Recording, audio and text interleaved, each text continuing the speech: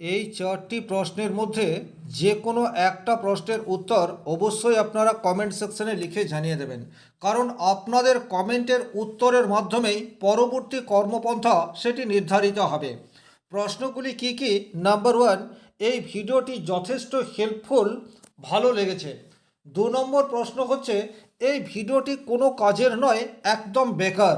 আর 3 নম্বর প্রশ্ন হচ্ছে, এই ধরনের ভিডিও আরও অধিক মাত্রায় চাই। 4 নম্বর প্রশ্ন হচ্ছে, এই ধরনের ভিডিও একদম চাই না। ভিডিওটি সম্পূর্ণ দেখার পর এই চারটির মধ্যে যে কোনো একটি উত্তর অবশ্যই কমেন্ট বক্সে লিখে জানিয়ে দেবেন। এছাড়া ব্যক্তিগতভাবে আপনার মনে যদি কোনো প্রশ্ন বা সন্দেহ থাকে অবশ্যই লিখে জানাবেন, আমি তার যথাযথ উত্তর দেওয়ার চেষ্টা করব। নমস্কার, আরও একটি নতুন ভিডিওয় আপনাদের স্বাগত জানাই। আমি শ্রী বিশ্বজিৎ।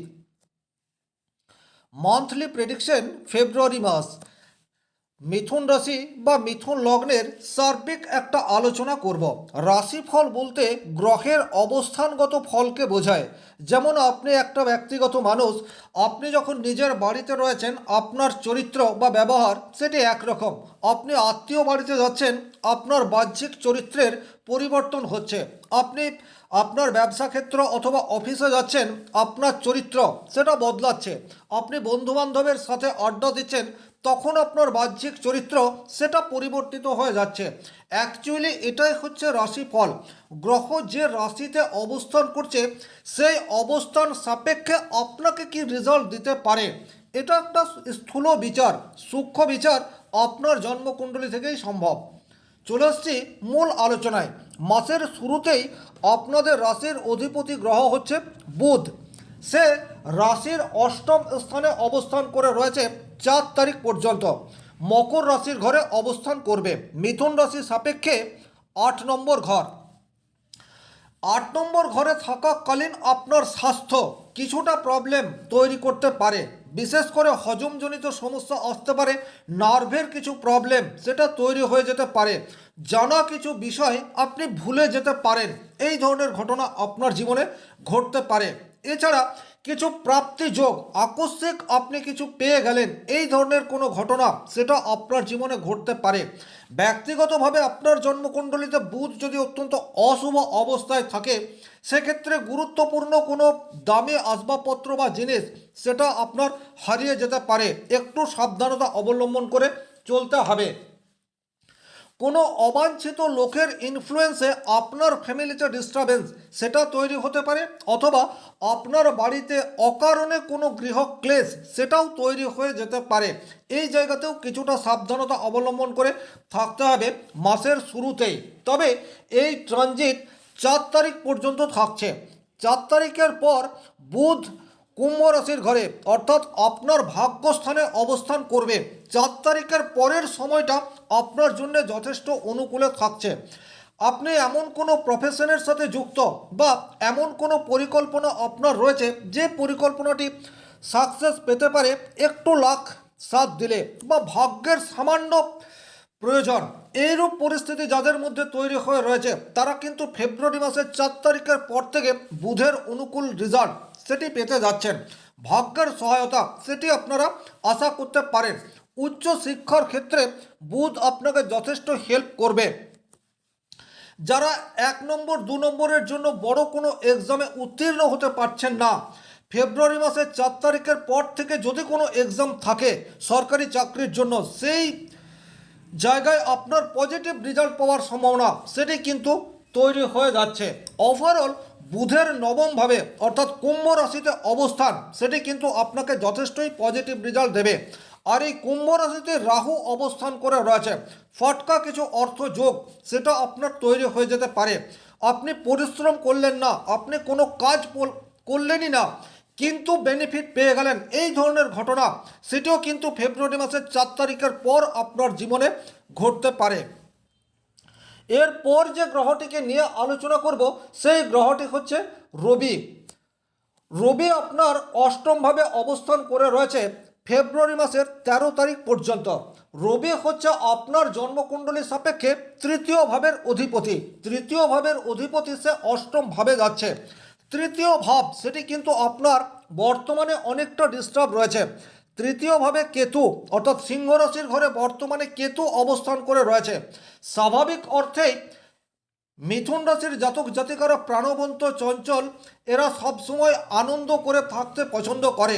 এদের কমিউনিকেশন স্কিল সেটা যথেষ্ট মাত্রায় থাকে। কিন্তু যেহেতু তৃতীয়ভাবে কেতু অবস্থান করে রয়েছে, আপনাদের যে স্বাভাবিক চরিত্র, সেই চরিত্রকে আপনারা প্রকাশ করতে পারছেন না। আপনারা অনেকটা নিজেই নিজের মধ্যে হারিয়ে যাচ্ছেন। আপনাদের নিজস্বতা সেটি কিছুটা হলেও উইক হয়ে রয়েছে বর্তমান পরিস্থিতিতে।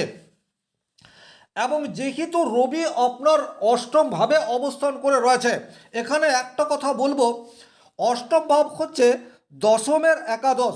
কর্মক্ষেত্রে কিছু অস্থিরতা সেটি কিন্তু তৈরি হতে পারে, বাট তৈরি হলেও আলটিমেট আপনি কিন্তু পজিটিভ রেজাল্ট পাবেন। বর্তমানে কর্মক্ষেত্রে আপনাকে মানুষ ভুল বুঝতে পারে, আপনার দক্ষতা, আপনার স্কিলের উপর সন্দেহ তৈরি হতে পারে। কিন্তু 13 তারিখের পর থেকে আপনি ঠিক ছিলেন, কর্মক্ষেত্রে আপনি আপনার কাজকে ঠিকঠাকভাবে করেছেন, এটি কিন্তু প্রমাণিত হয়ে যাবে। সুতরাং মাসের শুরুতেই কর্মক্ষেত্রে কিছু অস্বস্তিকর পরিবেশ তৈরি হলেও যেমন যেমন দিন এগিয়ে যাবে, আপনার কাজের মূল্যায়ন সেটি যথার্থভাবে হতে থাকবে। এরপর যে গ্রহটিকে নিয়ে আলোচনা করব, সেই গ্রহটি হচ্ছে শুক্র। শুক্রও কিন্তু আপনার রাশি সাপেক্ষে অষ্টমভাবে অবস্থান করে রয়েছে। আপনার রাশি সাপেক্ষে পঞ্চম ভাবের অধিপতি গ্রহ হচ্ছে শুক্র, সে অষ্টমে চলে যাচ্ছে। প্রেমের ক্ষেত্রে কিন্তু জটিলতা, এই বিষয়টি বাড়তে চলেছে। অকারণ ভুল বোঝাবুঝি এবং ব্রেকআপের মতো পরিস্থিতি সেটা কিন্তু এই সময়সীমার মধ্যে তৈরি হতে পারে। নতুন করে প্রেম সেটা আপনাদের জীবনে যদি এই সময়সীমার মধ্যে আসে, সেই প্রেম কিন্তু আলটিমেট টিকবে না। আপনারা যদি কাউকে প্রপোজ করার কথা চিন্তাভাবনা করে থাকেন, সেক্ষেত্রে কিন্তু 6 ফেব্রুয়ারির পরের সময়টি আপনাদের অনুকূলে থাকছে। দ্বিতীয়ত, শিক্ষাক্ষেত্রে কিছুটা দুর্বলতা সেটি কিন্তু 6 তারিখ পর্যন্ত তৈরি হয়ে যেতে পারে। মনোসংযোগের অভাব সেটি কিন্তু আপনাদের আসতে পারে। কাজ নিয়ে অতিরিক্ত খুঁতখুঁতে, এই বিষয়টিও কিন্তু আপনাদের 6 তারিখ পর্যন্ত তৈরি হয়ে যাবে। কারণ শুক্রদেব অষ্টমভাবে অবস্থান করবে 6 তারিখ পর্যন্ত। কিন্তু 6 তারিখের পর শুক্রদেব যখন আপনার ভাগ্যস্থানে পৌঁছে যাবে, কুম্ভ রাশির ঘরে পৌঁছাবে, তখন কিন্তু আপনার জন্য একদম বেটার টাইম, এটা আপনারা বলতেই পারেন।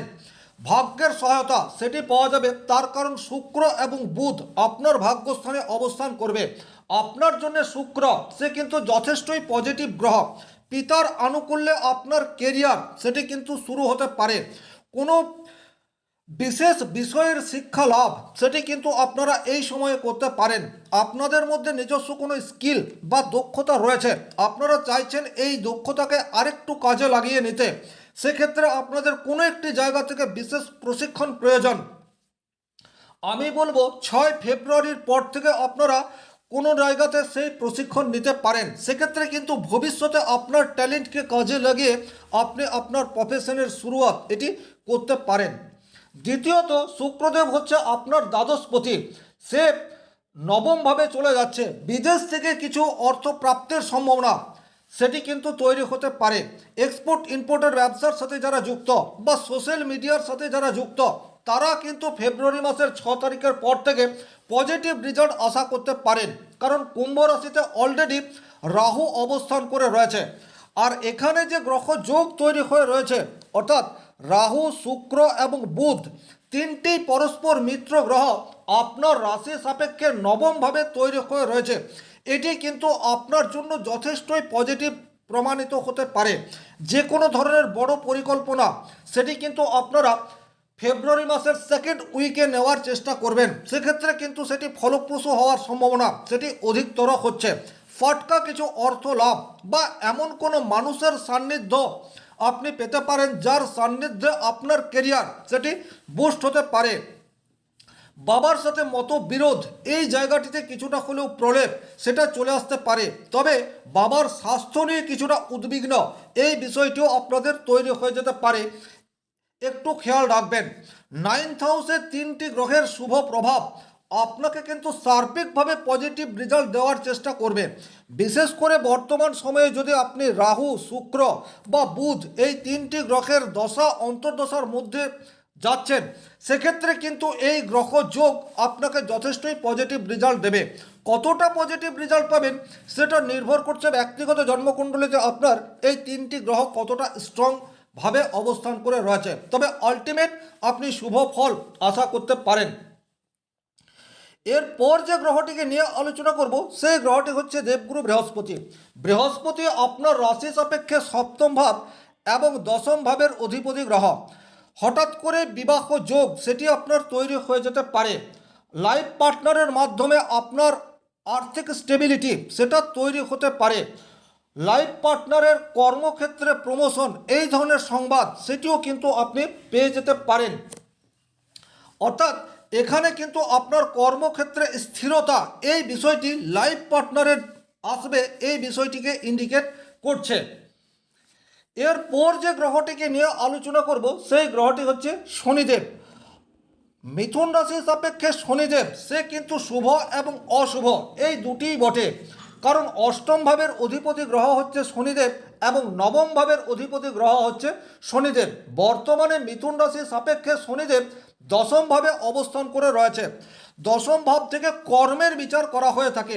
কর্মক্ষেত্রে কিছুটা অস্থিরতা এই বিষয়টি তৈরি হলেও আস্তে আস্তে আপনার কর্মের স্বীকৃতি সেটা আপনি পাবেন।